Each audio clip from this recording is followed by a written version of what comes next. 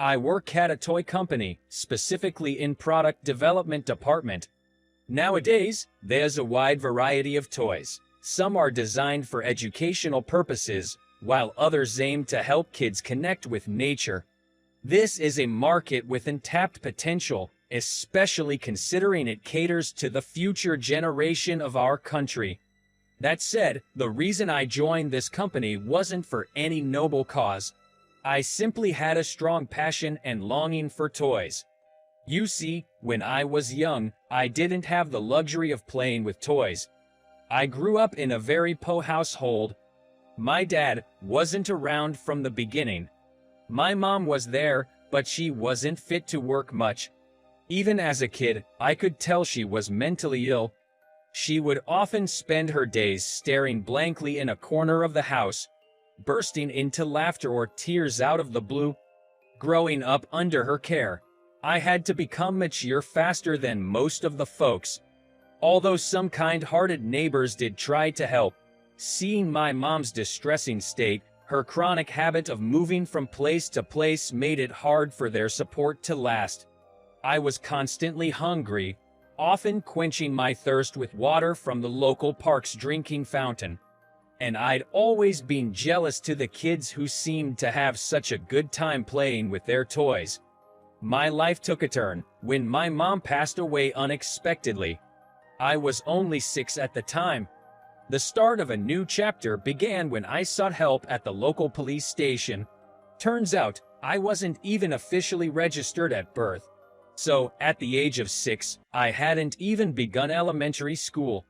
Thankfully, I was taken into an orphanage, where I finally started living a somewhat normal life. And fortunately, I met a family who adopted me and began attending school. Until then, I had received almost no formal education and couldn't even recognize basic letters or numbers. Toys were what saved me. I learned to read by playing with alphabet blocks. I grasped the basic concept of addition using number toys. Above all, just gazing at the beautifully colored toys made me feel genuinely happy. That's why toys have a special place in my heart. This deep connection with toys was highly appreciated during my job interview, leading me to my current position. Hey Jack, what kind of toy are you brainstorming now? Good afternoon, Mr. Thompson.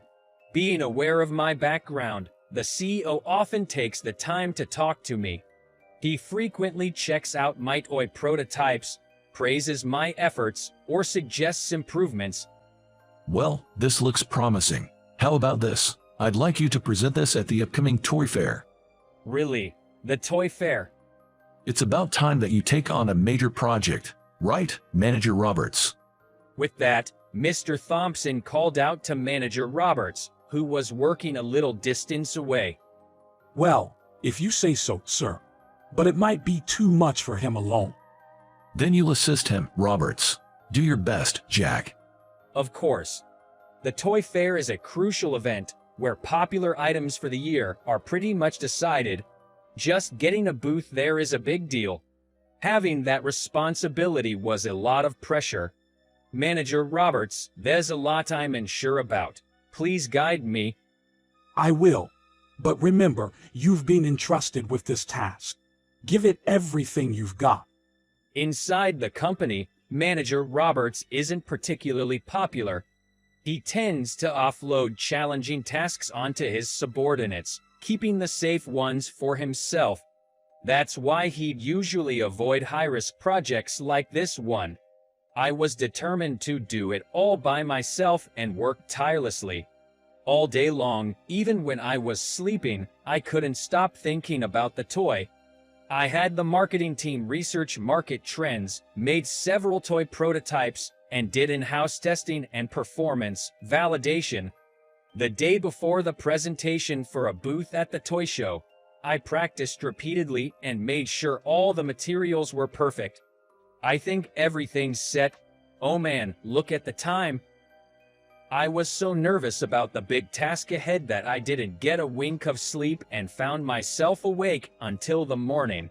Still, I was pumped, perhaps due to the adrenaline rush. I felt sharp. I can nail this presentation. Feeling confident, I left the house early. Maybe I'll walk an extra block for a little mental stimulation. I took a detour from my usual route and ventured into a suburban neighborhood. But that decision led to an unexpected situation. From an alley I was passing by, I heard a girl's voice pleading, "Stop it, please." It was a cry that couldn't be ignored. Come on, Tiffany. What don't you like about me? Just hang out with me. I'll make it worth your time. Don't touch me. Oh, you scratched me. You're feisty, like a feral cat. But I can tame you. A guy, clearly a punk, was grabbing a high school girl in a uniform and trying to drag her away. She was clearly resisting, but he kept pulling her. Hey, that's a crime. Let go of her. I found myself shouting reflexively. Honestly, I'm a skinny guy, not someone who looks like can handle a situation. On the other hand, the pink looked like someone who could easily say that lifting weights was his hobby. I was no match for him. He turned his glare towards me when I shouted, What's it to you, old man? Mind your own business. I'm not that old yet. This is annoying. You want to fight or something? Even though I wanted to get out of there, when the punk swung his fist at me, a girl ran behind me seeking for protection. Please, help me. You better run now. She hesitated for a second but then nodded and ran off. I stepped in front of the pink who was trying to chase after her, spreading my arms out wide. I didn't really wanted to do that. It's just that my body moved on its own. Get out of the way, old man. Don't act tough in that shabby suit. Naturally, the pink's anger was fully directed at me. I wanted to run away. But if I ran away now, the girl would get caught. Pushed aside, I grabbed onto the young pink's leg. You think you can leave? Of course, I lost to the enraged kid after that. I had never been in a fight before and wanted to run away at any given moment. But if I lost here, the girl would experience this terror. So I clung to the kid's leg. Next thing I knew, I was lying alone on the road. I must have passed out.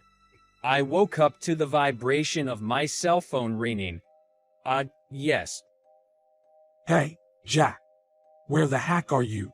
What are you doing on the day of our important presentation? Startled, I checked the time on my phone. The meeting time had long passed and the presentation was about to start. I'm sorry. Right away, I tried to get up, placing my hand on the ground. But suddenly my vision spun 180 degrees and I was overwhelmed with nausea. I could hear Manager Roberts yelling from the phone. But all I could do was gasp for breath, unable to stand. What are you talking about? We need your help here. How are we supposed to handle the presentation? You better haul over here before it's over or you'll bear all the responsibility. My plea for help was met with a click as the call ended. The presentation I had been preparing for until yesterday, even though I was the most eager to do it. Why did I have to be in this state, crawling on the ground? I was full of regret and pain, unable to get up. Daddy, hurry, over here. The man who helped me. As I caught a glimpse of brown loafers, I lost consciousness again. The next time I woke up, I was in a hospital bed. Hey, are you okay? The one who spoke to me was that high school girl. On dime. The doctor said, you probably had a concussion from hitting your head so hard. The girl kept apologizing. Of course, she was the victim here, and not at fault at all. Even after telling her this, she insisted it was her fault and said she would get me a drink, and ran out of the room. There's no need for that. A person came in as she left the room. It was clearly infuriated Manager Roberts. Hey, Jack, what were you thinking? Fighting on the day of our important presentation. Manager Roberts, how was the presentation? You think it went well? Our booth at the Toy Expo was taken by another company. It's all on you. I didn't mean. Despite being in a hospital room, he was raising his voice without any regard for those around. You've no right to be upset. Choosing to fight instead of living up to the boss's expectations. You're dead weight to the company. I tried to explain to the raging manager Roberts that it wasn't just a simple fight, that I saw a guy harassing a girl, that I tried to help the girl escape, but Manager Roberts wasn't having any of it. Cut the crap. You helped a high school girl. You think that's some kind of hero move? Been reading too many comics. No, but If you're a professional, think about what's valuable. What's more important? Helping a high school girl or succeeding in the presentation and making profits for the company? hearing that, something inside me snapped shut. I didn't want to talk to this man anymore. He only values things in terms of money. Feeling like anything I'd say would be futile, I just kept apologizing. After Manager Roberts left, the doctor gave me permission to go home. I waited for a while, but the high school girl never returned. It's not her fault, and I didn't want to thank you or anything.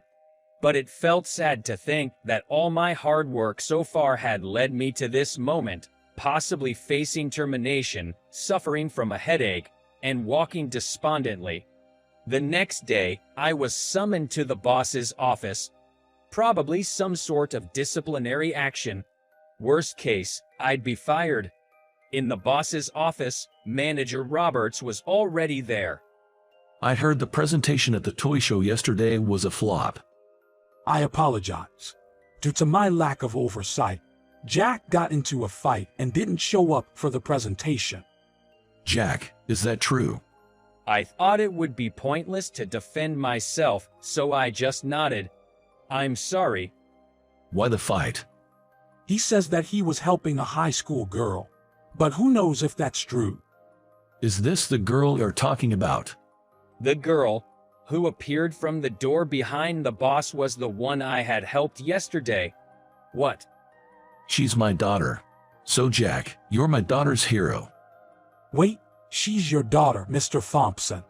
Suddenly, Manager Roberts changed his attitude. However, the outspoken high school girl spoke up. Dad, this man here was saying yesterday that helping a high school girl isn't as important as the company's profits. Does that mean no matter how much I ask for help, I'm not worth helping? At her words, Manager Roberts's face went pale. The flustered section manager was hit with another blow, this time from Mr. Thompson. From my end, I've got something to ask Manager Roberts. Why didn't you handle the presentation if you have been working on it? Even if Jack wasn't there, you should have been able to explain everything just fine. Right. The product was on site, and I've heard there were slides ready. Well. The reason is clear. You had no clue about the presentation's content, did you?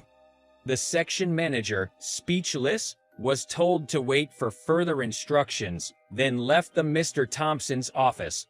I was taken aback and couldn't find the words when the Mr. Thompson turned to me.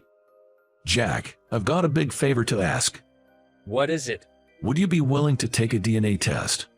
What? Shocked by the unexpected request, I stood frozen. You see, you might just be my elder brother. You mean I might be your son? As the conversation went on, initially unbelievable, it started to clarify some suspicions I've had. Mr. Thompson had a son, his firstborn. However, the child had gone missing before his first birthday. During a shopping trip, the child was snatched from the stroller his wife was pushing in just a split second. Although investigations were conducted, the child was never found. My age matched that of the child. And then there's the blood type. Mine is Rh negative. So is the Mr. Thompson's.